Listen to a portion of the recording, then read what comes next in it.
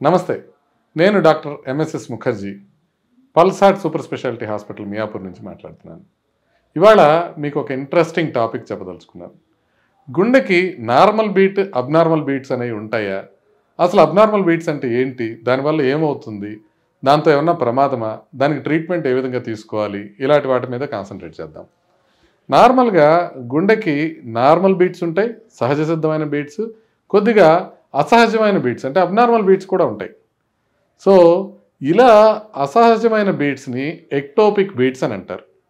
ఈ ectopic beats అనేది సుమారుగా 60% మంది ప్రజల్లో ఉంటాయి. అంటే మీరు లాంగ్ టర్మ్ రికార్డింగ్ చేశారనుకోండి, హోల్టర్ రికార్డింగ్ అంటారు. అంటే 24 గంటలు కానీ 48 గంటలు కానీ మెషిన్ పెట్టేసి వాళ్ళకి ఈసీజీ రికార్డ్ చేశారనుకోండి, ఈ అబ్నార్మల్ బీట్స్ అనేవి ఆల్మోస్ట్ 60% మంది ప్రజల్లో ఉంటాయి. అయితే మెజారిటీ ఆఫ్ ది పీపుల్లో ఈ అబ్నార్మల్ బీట్స్ ఎటువంటి ప్రాబ్లమ్స్ క్రియేట్ చేయవు, వాటికి ఎటువంటి వైద్యము అవసరం ఉండదు. అయితే కొంతమందికి మాత్రం అవి అబ్నార్మల్ బీట్స్ ప్రాబ్లమ్స్ క్రియేట్ చేస్తాయి.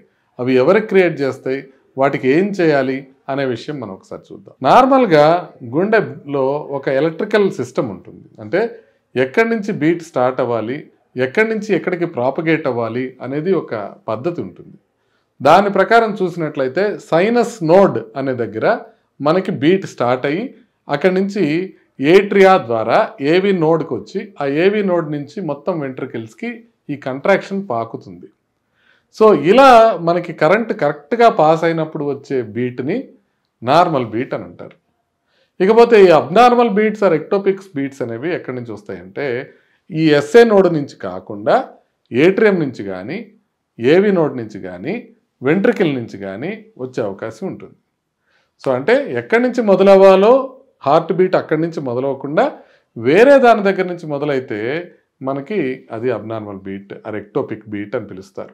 సైంటిఫిక్ పరిభాషలో వీటిని ఏమంటారంటే premature ventricular complexes, premature atrial complexes or premature junctional complexes అని పిలుస్తారు. అంటే రావాల్సినప్పుడు పద్ధతిగా కాకుండా ఇంకొద్దిగా ముందే వచ్చేస్తున్నాయి, అబ్నార్మల్గా వచ్చేస్తున్నాయి, వేరే దగ్గర నుంచి వస్తున్నాయి. ఎస్ఏ నోడ్ నుంచి కాకుండా వేరే దగ్గర నుంచి వస్తున్నాయి. సో అయితే నార్మల్గా ఇలాంటి అబ్నార్మల్ బీట్స్కి నేను ఇందాక చెప్పినట్టుగా ఏం పెద్దగా పరీక్షలు అక్కర్లేదు, ట్రీట్మెంట్ అక్కర్లేదు. బట్ ఇవి ఎక్కువ సార్లు వస్తున్నా, ఇవి వస్తున్నట్టుగా పేషెంట్కి తెలుస్తున్నా, లేకపోతే కంటిన్యూస్గా ఇవి ఎక్కువ సార్లు వస్తున్నా, ఈ 3 సందర్భాల్లో వాటికి ఫర్దర్ పరీక్షలు చేసి ట్రీట్మెంట్ తీసుకోవాల్సిన అవసరం ఉంటుంది. పేషెంట్కి ఎలా తెలుస్తుందంటే ఇది దడలాగా తెలుస్తుంది. ఎందుకంటే నార్మల్ బీట్ తర్వాత ఒక అబ్నార్మల్ బీట్ వచ్చిందంటే ఆ అబ్నార్మల్ బీట్ల తర్వాత కొంత గ్యాప్ వస్తుంది.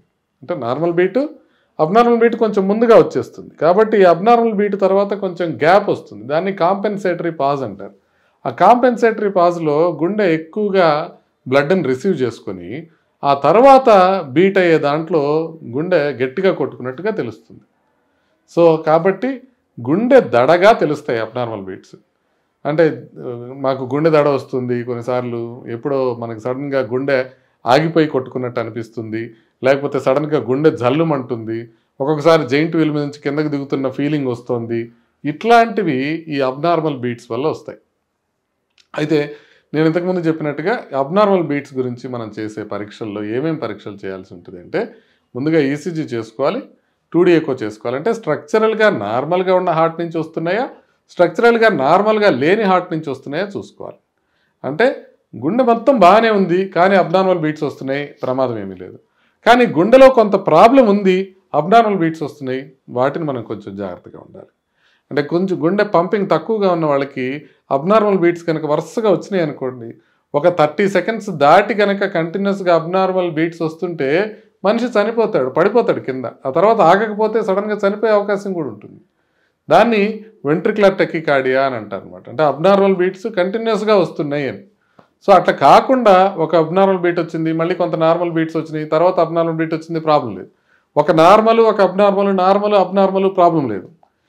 ఒక 2 నార్మల్, ఒక అబ్నార్మల్ ప్రాబ్లం లేదు. అంటే నార్మల్ వచ్చి దాని తర్వాత అబ్నార్మల్ రావటాన్ని బైజెమినీ అంటారు. 2 నార్మల్ వచ్చి 3వది అబ్నార్మల్ రావటాన్ని ట్రైజెమినీ అంటారు. 2 అబ్నార్మల్ బీట్స్ ఒకేసారి ఒకదాని తర్వాత ఒకటి వస్తే వాటిని కప్లెట్స్ అంటారు. 3 అబ్నార్మల్ బీట్స్ ఒకేసారి కనుక వస్తే దాన్ని నాన్ సస్టైన్డ్ వెంట్రికులర్ టెకికార్డియా అంటారు. అట్లా 3 కాకుండా 30 సెకండ్లు దాటి కనుక అవి కంటిన్యూస్గా వస్తే దాన్ని వెంట్రికులర్ టెకికార్డియా అంటారు. అది ప్రమాదకరమైంది. కాబట్టి దడ కంటిన్యూస్గా వస్తుంటే ముందు ఈసీజీ ఎక్కువ చేసుకొని తర్వాత లాంగ్ టర్మ్ ఈసీజీ మానిటరింగ్ అంటారు. అంటే హోల్టర్ కానీ లేకపోతే ఈఎల్ఆర్ అంటే ఎక్స్టర్నల్ లూప్ రికార్డర్ అని కానీ ఇలాంటి సాధనాలు పెట్టి మనం గుండెని ఎక్కువసేపు మానిటర్ చేస్తాం అన్నమాట. అంటే ఇది చేస్తున్నప్పుడు ఏంటంటే మనకి అబ్నార్మల్ బీట్స్ ఒక రోజంతా మానిటర్ చేస్తే ఒక రోజులో ఎంత శాతం అబ్నార్మల్ బీట్స్ వస్తున్నాయి, అవి 20% కనుక దాటింది అంటే కొంత ట్రీట్మెంట్ అవసరం ఉంటుంది. అదేవిధంగా కంటిన్యూస్గా వస్తున్నాయా, వెంట్రికులర్ టెకికార్డియాస్ ఏమైనా వస్తుంటే కనుక వాటికి ఇమీడియట్గా ట్రీట్మెంట్ తీసుకోవాల్సిన అవసరం ఉంటుంది. ఇవి నార్మల్గా ఎందుకు వస్తాయి అబ్నార్మల్ బీట్స్ అంటే కొన్నిసార్లు స్ట్రక్చరల్ హార్ట్ డిసీజ్ నేను చెప్పినట్టుగా గుండె ప్రాబ్లం ఉన్నవాళ్ళు, అంటే గుండె పంపింగ్ వీక్గా ఉండటం కానివ్వండి, హైపర్ట్రోఫిక్ అబ్స్ట్రక్టివ్ కార్డియోమైపతి ఇలాంటి హార్ట్ మజిల్ ప్రాబ్లమ్స్ ఉన్నవాళ్ళు కానివ్వండి, వీళ్ళకి వచ్చే అవకాశం ఉంటుంది. అట్లాగే డైలేటెడ్ కార్డియోమైపతి అని ఉండే వాళ్ళకి కూడా ఇవి వచ్చే అవకాశం ఉంటుంది. సో ఇలా కొద్దిగా అబ్నార్మల్ హార్ట్ ప్రాబ్లం ఉన్నవాళ్ళు వాళ్ళకి రావడం ఒకటైతే, ఇంకా కొన్నిసార్లు ఎలక్ట్రోలైట్ అబ్నార్మాలిటీస్ అని ఉంటాయి. అంటే సోడియం కానీ, పొటాషియం కానీ, క్లోరైడ్ కానీ, కాల్షియం కానీ, మెగ్నీషియం కానీ ఇవి బాడీలో ఎక్కువ తక్కువ ఉన్నప్పుడు మనకి అబ్నార్మల్ బీట్స్ వచ్చే అవకాశం ఉంటుంది. అదేవిధంగా కోలాస్ ఎక్కువగా తాగినా, కెఫీన్ ఎక్కువగా తీసుకున్నా కూడా అబ్నార్మల్ బీట్స్ వచ్చే అవకాశం ఉంటుంది. ఆల్కహాల్ తీసుకుంటే కనుక కొన్నిసార్లు ఇంకా ఎక్కువ అబ్నార్మల్ బీట్స్ వచ్చే అవకాశం ఉంటుంది. దాన్ని ఏట్రియల్ ఫిబ్రిలేషన్ అంటారు. అలాంటివి కూడా వచ్చే అవకాశం ఉంటుంది. కాబట్టి ఇవి మనం చూసుకోవాల్సిన విషయాలు అనమాట. అంటే ఏమన్నా ప్రాబ్లమ్స్ ఉన్నాయా హార్ట్కి, వాటి వల్ల వస్తుందా లేదా, లేకపోతే ఏమన్నా ఎక్స్టర్నల్ ఫ్యాక్టర్స్ వల్ల వస్తున్నాయా, లేకపోతే ఏమన్నా కొంచెం మెడిసిన్స్ వల్ల ఇట్లాంటి అబ్నార్మల్ బీట్స్ వస్తున్నాయా, ఇవన్నీ మనం చూసుకున్న తర్వాత వాటికి ట్రీట్మెంట్ ఏంటంటే రోజులో 20% కన్నా ఎక్కువ వస్తుంటే వాటిని అబ్లేషన్ అనేది చేస్తారనమాట. అలా కాకుండా మనకి సడన్గా వెంట్రికులర్ టెకికార్డియాస్ వస్తున్నాయి, వీళ్ళకి మనం హోల్టర్ చేసినప్పుడు అవి కనపడతాయి, కొన్నిసార్లు కంటిన్యూస్గా అబ్నార్మల్ బీట్స్ వస్తుంటాయి. అలా కనుక వస్తే ప్రాణానికి ప్రమాదం అయ్యే అవకాశం ఉంటుంది. కాబట్టి ఐసీడీ అనే పేస్ మేకర్ ఒకటి పెడతారు. ఆ పేస్ మేకర్ని ఇక్కడ పెట్టేసి దాని నుంచి వైర్లు గుండెకి పంపిస్తే అది ఆడ కూర్చొని చూస్తూ ఉంటుంది అనమాట పేస్ మేకర్. ఎప్పుడైతే గుండె సడన్గా ఎక్కువ ఇర్రెగ్యులర్ బీట్స్ లేకపోతే అబ్నార్మల్ బీట్స్ వస్తున్నాయో అప్పుడు ఆ అబ్నార్మల్ బీట్స్ని అది టెర్మినేట్ చేయడానికి ట్రై చేస్తుంది. కొన్నిసార్లు అవసరమైతే షాక్ ఇచ్చి దాన్ని టెర్మినేట్ చేస్తుంది.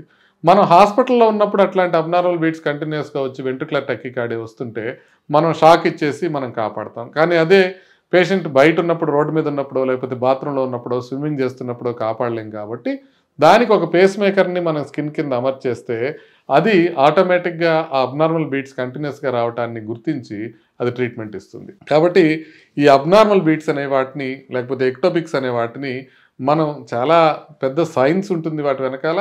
ఎందుకు వస్తాయి, ఎప్పుడు వస్తాయి, ఏ విధంగా ట్రీట్ చేయాలి అనేది కొంచెం సంక్లిష్టమైన సమస్య అయిపోయినా కూడా ప్రధానంగా మనం ఏంటంటే 60% మంది ప్రజల్లో ఇవి కనపడతాయి. మెజారిటీ ఆఫ్ ది పీపుల్లో ఇవి డేంజరస్ కాదు. కొంతమంది డేంజరస్గా ఎవరికైతే ఉంటున్నాయో అవి కార్డియాలజిస్టులు కనిపెట్టి వాటికి కొన్ని అడ్వాన్స్డ్ ట్రీట్మెంట్లు అంటే అబ్లేషన్ కావచ్చు, లేకపోతే డివైజెస్ అంటే పేస్ మేకర్స్ లాంటివి కావచ్చు, ఇవి ఉపయోగించుకొని ట్రీట్ చేసే అవకాశం ఉంది. కాబట్టి మీరు పల్స్ పట్టుకున్నా కూడా అబ్నార్మల్ బీట్ వస్తే తెలిసిపోతుంది. అప్పుడు దాకా రెగ్యులర్గా వస్తుంది, విడిగా వస్తుంది, అంటే కొద్దిగా మారి కొట్టుకుంటుంది, టక్ టక్ టక్ టడక్ టక్ టక్ టక్ టడక్ అని అట్లా డిఫరెంట్గా కొట్టుకునే అవకాశం ఉంటుంది. కాకపోతే అది ఏం మీరు పట్టుకొని చూసుకోవాల్సిన అవసరం లేదు. పల్స్ పట్టుకొని అవి ఏదన్నా కంటిన్యూస్గా మీకు ఇబ్బంది అవుతూ అవి కనుక దడ క్లియర్ చేస్తూ ఉంటే అప్పుడు మీరు మీ దగ్గర ఉన్న కార్డియాలజిస్ట్ దగ్గరికి వెళ్ళండి. ఈ ఇన్ఫర్మేషన్ కనుక మీకు నచ్చినట్లయితే ఈ వీడియోని అందరికీ షేర్ చేయండి. నమస్తే.